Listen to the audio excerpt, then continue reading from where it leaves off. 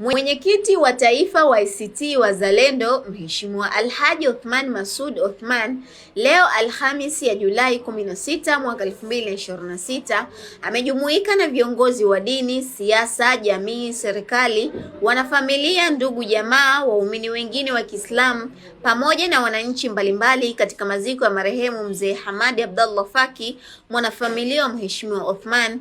Marehemu Mzee Faki ambaye enzi za uhai wake aliwahi kuwa kamishna wa Jeshi la Polisi Zanzibar alifariki dunia jana Julai 15 nyumbani kwake Mwanakwerekwe na amesaliwa katika msikiti wa Omar bin Khattab Msumbiji, sala iliyoongozwa na Kadhi Mkuu wa Zanzibar Sheikh Hassan Othmani Ngwali na kuzikwa katika makaburi ya Mwanakwerekwe pia ndani ya mkoa wa Mjini Magharibi Unguja.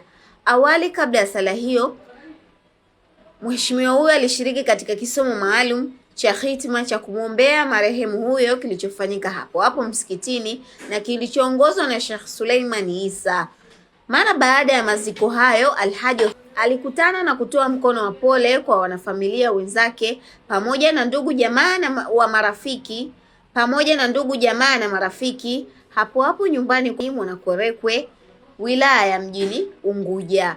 Mwenyezi Mungu ampe marehemu kauli thabiti na amuingize katika pepo zake tukufu. Amin. Inna lillahi wa inna ilaihi rajiun.